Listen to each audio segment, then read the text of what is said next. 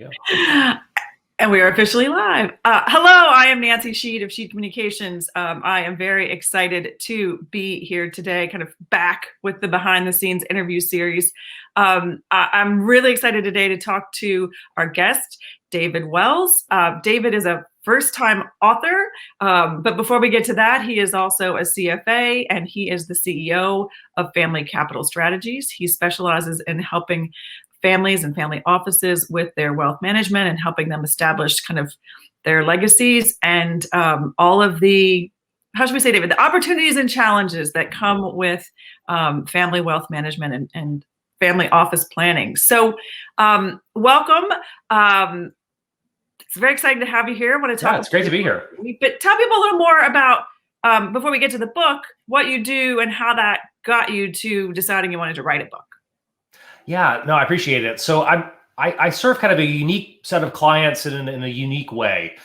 So very privileged to work with multi-generational families. And so these are families that have typically built businesses. And in the course of that journey together, they either end up selling the business and end up with this really wonderful problem of a large sum of money sitting in a bank account with this question of like, well, what do we do next? And so the question that I help them wrestle with is answering that, like, well, where do we want to go as a family if we're no longer business owners? And then what does that look like? And so ultimately that leads to questions. My background is all on the investment side. So questions of asset allocation and what do we buy and sell? And that's where I hand off the relationship to folks who do that full time. I come in as a thought partner and really as a strategic advisor for that window of helping them think through the structure of how their assets will ultimately be managed. And that ends up can be a really broad range of things, from team, process, partners, who they work with, how they charge the family for that. And so really it's, especially as you climb up the net worth ladder, families almost end up starting their own wealth management company just to serve the family. Right. And it's a really quirky, unique business because it's typically run without a profit motivation. It has multiple people doing estate planning and tax work or investment work all under one roof, which for the vast majority of people, we interact with each of those professionals individually. And so when you put them under one roof and have to get them to talk to each other and interact, there's just a whole bunch of interesting questions that come up with that. You're being so diplomatic. I'm just trying to imagine the organization chart between families and all of those players and all of the things that we know go on with family, money, function, dysfunction, all of the above. So when I was getting to talk to you, David, and learn more about your business, what I think was refreshing and not necessarily understood when somebody says, okay, family wealth management or something, somebody thinks very quantitative, right? And when you and I started digging in and chatting about like your approach, which ultimately led to your book, I loved how you explained that you kind of are that Venn diagram, right, of the qualitative and the quantitative. Could you speak a little more about that approach? I just think that's a nice entry into kind of your expertise and how you ended up coming to your book topic. No, I appreciate that. And so what's really unique, my background is I spent close to 7 years in investment banking. I ran a hedge fund. I have my CFA charter, was a portfolio manager. So I am fortunate to be able to go down the rabbit hole of like how capital gets allocated. I've done that for an extensive period of time. What became really clear after 15 years of doing that was the technical piece of it is actually not the hardest part. If you work with good, reputable partners, like their results are going to be in a circle that's, the dots may move around, but for the most part, if you've got honest, upstanding people that you're working with, the odds that they're somehow going to do better than the person at a different firm is really, really low. But what ultimately really makes the difference is how does a group of people align with that portfolio manager, with that investment partner, so that they're rowing the same direction. Right. And generally, what I've seen is like if you run into issues with a client, most of the time it's communication related. It's like marriage, right? Like it's all about expectations and whether it's been met or not. And so much of the time it's because we don't really know how to interact with our wealth as an abstract concept And so sometimes even those expectations, the client doesn't even know what it is that they're trying to express. Like think about like how hard it is to explain to the mechanic, like what's going wrong with your car when you pull up. It's that much, but it's like, it's intangible. It's like, well, I don't feel like this is aligned with what I'm trying to do in the world. It's much softer. It's much squishier. And the reality is people, like, the further in and up you get in the investment world, like a lot of those folks are phenomenally bright, really quantitative, have a very niche set of skills, but probably aren't the people who are to say like, well, let's take like 16 steps backwards to talk about like, what you view as kind of how did you construct the reality that you've built for yourself?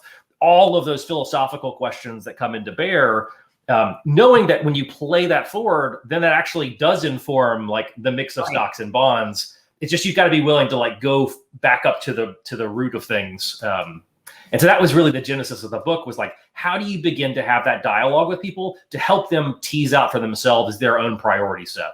Right. So with that introduction, I think it's going to end up being backwards, or maybe not. When anything is possible is your wonderful, beautiful, fantastic, independently published book.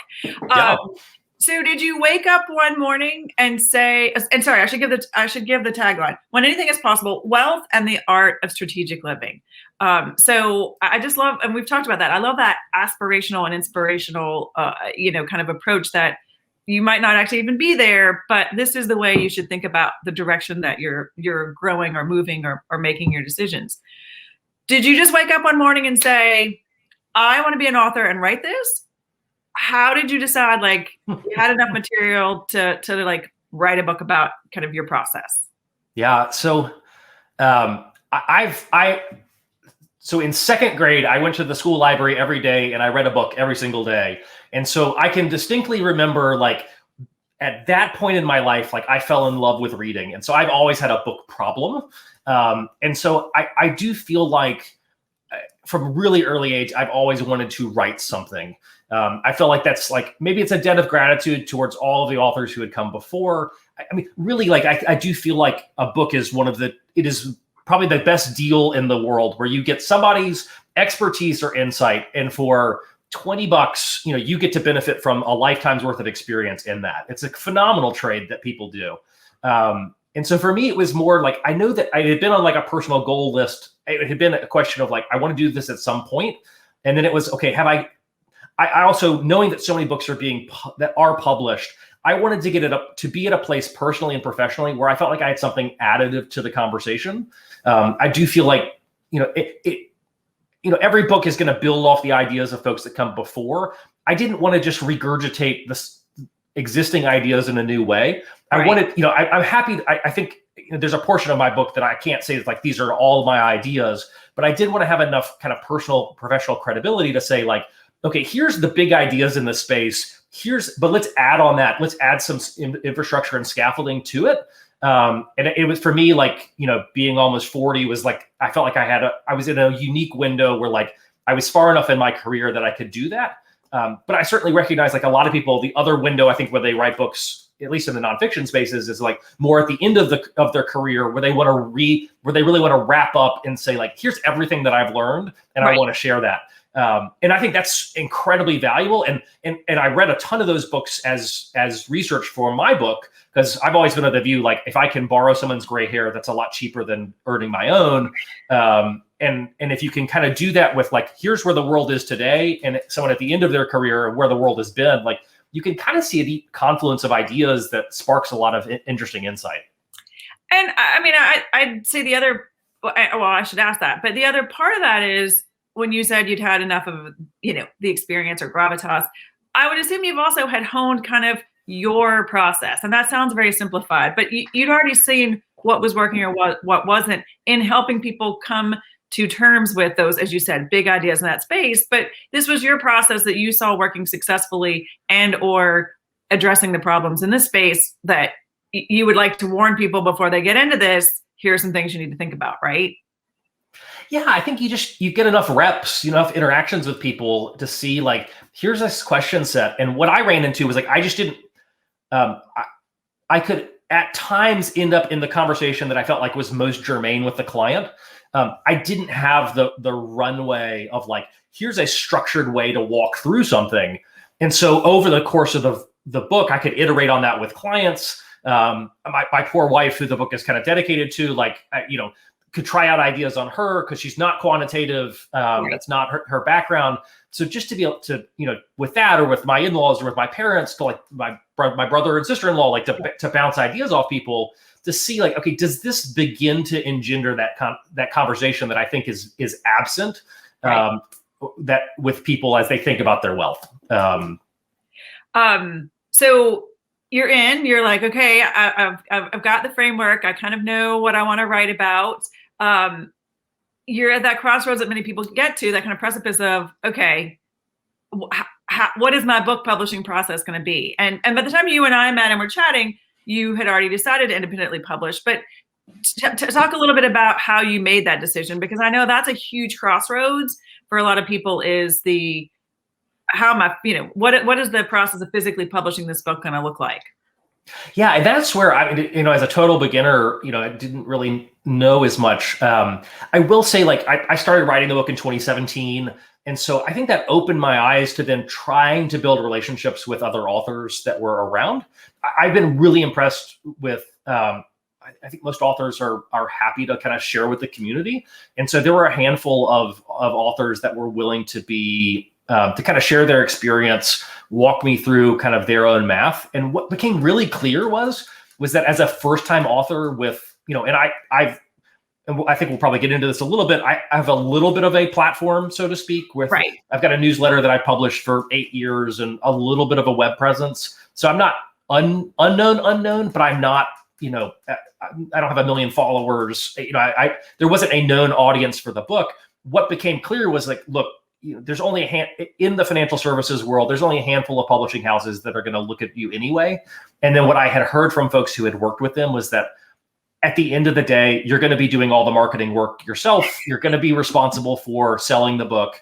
And so the mechanics of getting the book published have gotten so easy, and there's so many great tools there, that I kind of said, look, I'd rather take the financial risk of figuring out who I want to work with, what do I want to pay for each part of the process, but then also like be able to like know what my royalty is. I mean, the great thing with these platforms now online is like, I can see every day, like how many books I've sold. Like we've talked about this, like the ability to control pricing. If you want to do discounting, like you've got all these levers, and you get real-time insight. Like it's like at the end of, you literally know the next 24 hours, like did something work or not? So I had a harder time as a first-time author seeing what value a big publishing house was going to bring.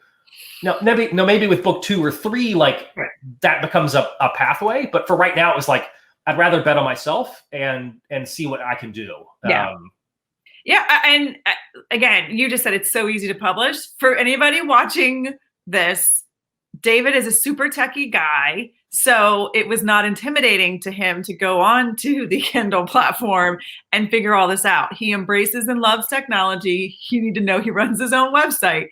It's why David was a dream to work with.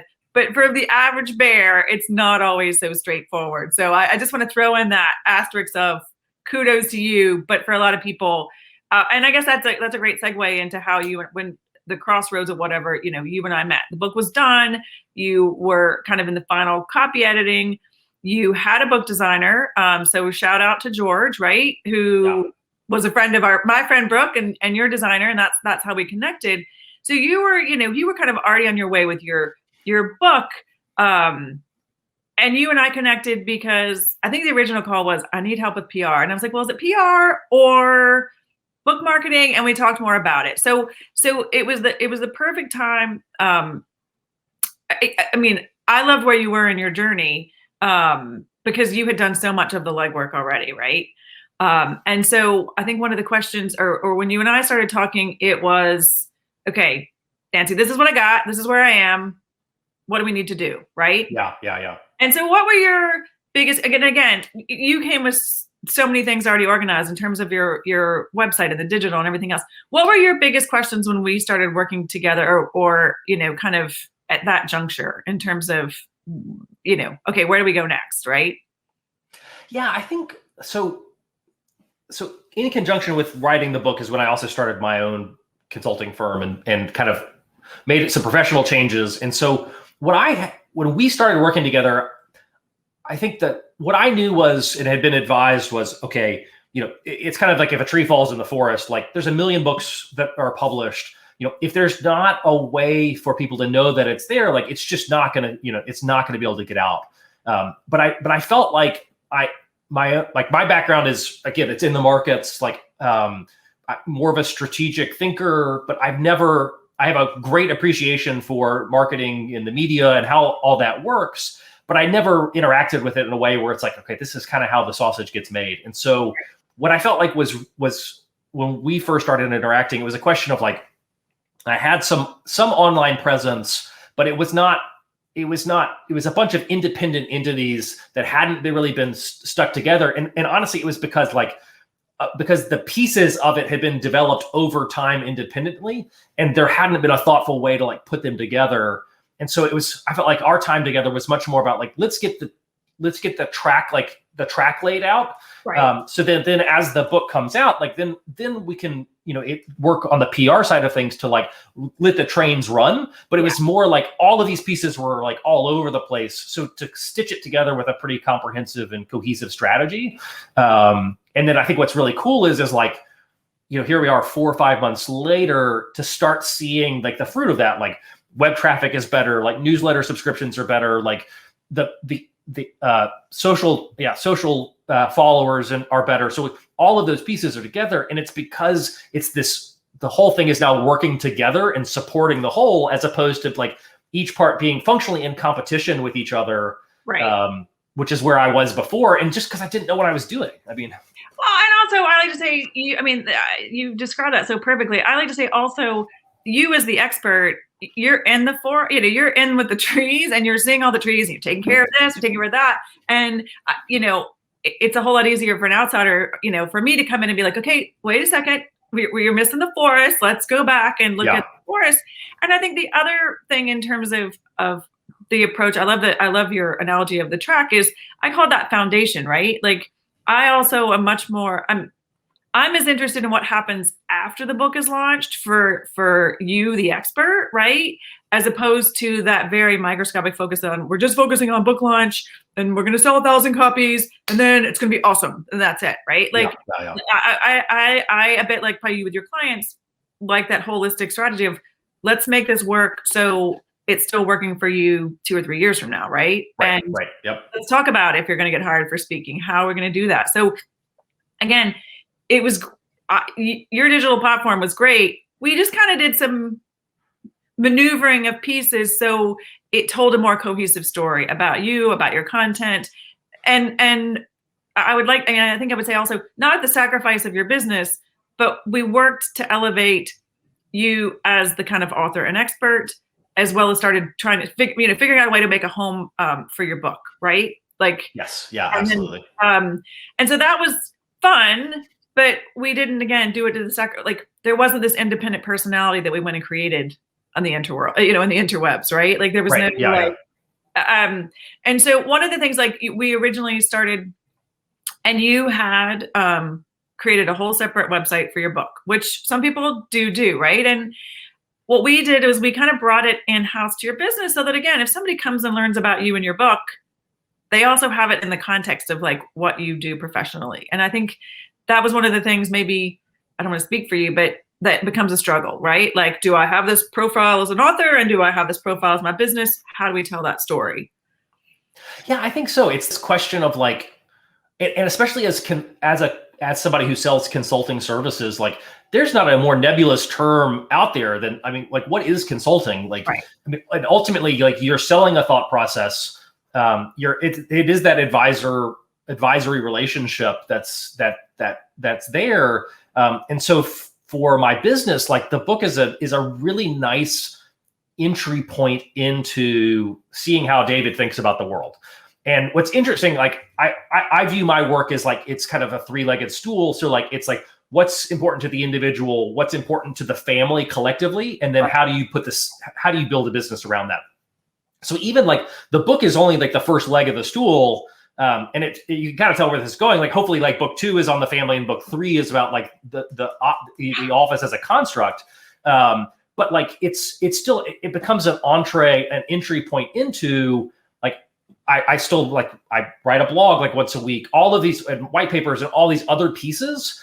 So it's all about breadcrumbs, right? Like you want to give people a pathway so that they can see where you're at. And at least within my world, like people have to chart, for a larger project, which is frankly a pretty big check size. I think people want to know what they're getting for that, and like content marketing or however you want to phrase it is such a natural way to at least like minimize the potential for buyer's remorse, right? So that they at least go into it and say like, okay, this guy seems to our thinking seems to be in alignment. It seems like there's going to be a lot of value add. Now, there's all sorts of reasons why an engagement could go badly, but hopefully, like at the outset, they feel a potential client feels as good as possible, right? And that's really, I mean, and look, like with families and with multi-generational families, like hopefully, like I have the potential to work with clients for years and years and years. So the more work that we can do up front to start a business relationship off, like the better. And so. Right. How great for them to know, like, here's also like a bunch of other things about how I think about the world. So we're not 8 months into an engagement and they're like, oh, wait a second, we didn't realize that this is how you thought about things. Like, better to get it all out of the table early. Yeah, well, and to the other point, like those breadcrumbs, right? Like it's a big decision to make that. So if I can get on your email list, this is a great segue into kind of content strategy, for the book launch. So, and for those of you who are just joining, we're chatting with David Wells, who is a CEO of Family Capital Strategy, but also first-time author of the book, When Anything is Possible.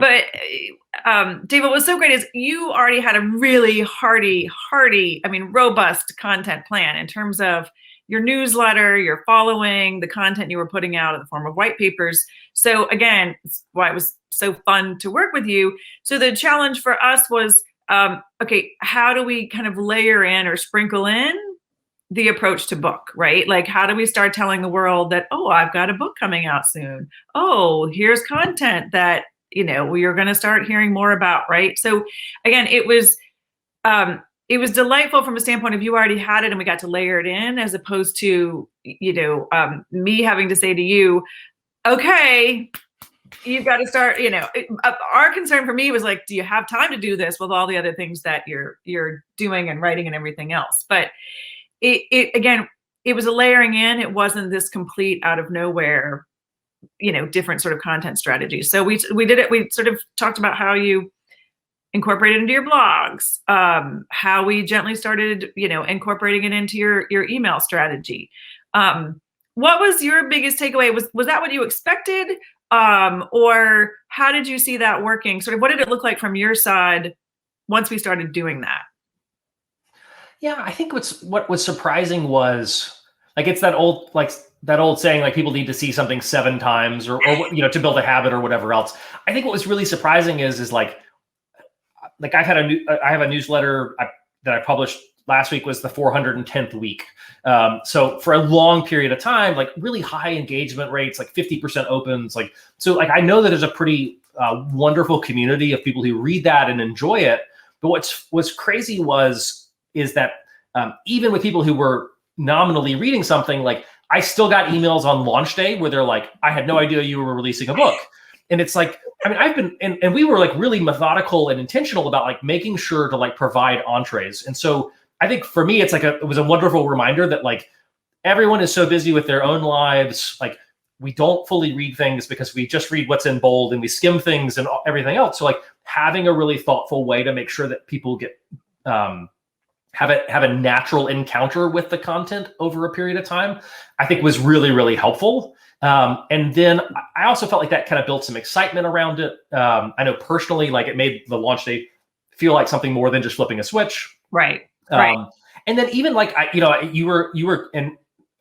were so good about pushing me on like I probably tend to lead with like way too much steak and not enough sizzle. And certainly there are people who probably have that the other way around. Yes, there are people challenged in the other direction. But it was a really helpful push to say like, hey, it's okay to ask for business here. Like to do it in a really thoughtful way. And even like little things like Nancy had really pushed me to put a video clip out on I'm much more active on LinkedIn than Twitter, but like published a video clip like at the end of the first day of the book, just saying like, thank you so much. Like, it's been an awesome day, like showing the book. And like that thing has gotten close to 2,000 views, and which is much larger than my own network. And so it's just little things like that like, I think that also helps people get prepared to use their networks to share the book, and let people know that's what's going on. And it's such a noisy time. Yeah, it's so noisy all the time, but like the last 8 weeks have been so noisy that I think that helped the book at least have a chance to get off on a somewhat decent trajectory. So. Totally. And I love that I love that you said it, because we do get stuck in our own head, and we're the ones that are sending out those weekly emails, and sometimes they're bi-weekly emails, right? When we get closer to launch, or we might be tweeting 3 or 4 times about our book that's coming out. And to your point, when you're the person that's sending it, you're like, oh, this is too much. People are going to be annoyed. And that's one of the things I'm like, just trust me. You're not annoying anybody. You're not, if this is even registering in their world of all the other things going on. And to your point, given that you were launching a book as 2020 was closing out, as the year started and we were going to inauguration, I mean, it was a really crazy time. So we would check in and be like, how you doing, David? Yeah. So I think that was, that was fun. And I think you have to be on the other side. But, and the other piece I think that sometimes ends up being tricky is just kind of that outreach and figuring out, as you reference, like, who's your network of friends and fans who love you and will help you get the word out and use their networks. But it's a hard ask, especially if this is your first time, and it's hard to ask for help for most of us. But I think making that ask or getting people to do it is sometimes also a stretch for people, especially in the writing world where people are authors and writers. It's very accepted. I think if you're new to the book publishing world, it feels a little like weird. Like, you mean I would ask somebody to help me promote my book, or even just asking for reviews and blurbs? I mean, that's a big part of the process. And so, it was an ask. So what was your takeaway, I guess, from that process of just checking in with people and kind of like letting them know, and if they were interested in reviewing or quote unquote blurbing your book? Hopefully there were pleasant surprises in that. Yeah, I think, and just to your earlier point, like, it is writing is such a vulnerable act. Like, and I was it Brene Brown who talks about, like, after her first big TED talk that she had like the shame hangover, or like she like a vulnerability hangover. And like, I do feel like there's something really vulnerable about like writing something and putting it out in the world. And then, oh, by the way, then asking people to help you do that. Like, as I think for all of us, and as someone who's like probably a bit more on the guarded side anyway, like that was it was an uncomfortable place. What I found was people were wonderfully supportive. Like, whether that was like people who were, blurbing the book, like, was really fortunate to get some just awesome blurbs from people. Some relationships that I had built, some from folks that I just respected, who were kind enough to review the manuscript and then offer a kind word. And so I think and maybe that's just a community of any artist, right? Which is that, like, if someone has taken the time to put 55,000 words down on a piece of paper, like, there's an innate sense of respect for like just how hard that is from folks who have gone down the path, right? And so I think like that was really surprising from other folks who were much more successful authors than I was. In this kind of community. And then for friends and family, like, people have been unbelievably supportive and have bought books for friends and colleagues and family members and, things like that, which is great. And now I think the task is like, okay, how do you get the book to, how do you get that person who received the book to then give it to a friend or to buy a copy for a friend? And so trying to find like creative ways to engage with that audience that's getting more diffuse from this kind of little core starting point. But it's been, I was pleasantly surprised by how friendly people were in that process. Yeah. And again, it's easier to see it if you've seen it happen versus when you're as you said, when you're in the middle of it, and it's your baby and it's your words and it's your, totally. Yeah. It is your creation. So we got all set up on the tracks ready to go, right? Like we sort of brought the digital foundation together and had a kind of content strategy, and you got your outreach going. And so the next step that we or that you kind of took was then kind of bringing in, I mean, if it's okay to share this, was bringing in somebody who actually specializes in PR, which was kind of originally how you and I got together. But you now see sort of getting all that laid out made it even easier, I think, right? Yes. Yeah. Talk to somebody about, okay, I've got my foundation so that if I'm getting publicity, if they're being driven back to find me, learn more about me, we're set. We got it. We're ready to deal with it. Yes. So yeah. that, you're kind of in the middle of that right now, after book launch, which was earlier in January. How is that now playing out and complementing the kind of book launch process that we went through? And a shout out to Katie Reese. Yeah, no, and that's been a great process. And I think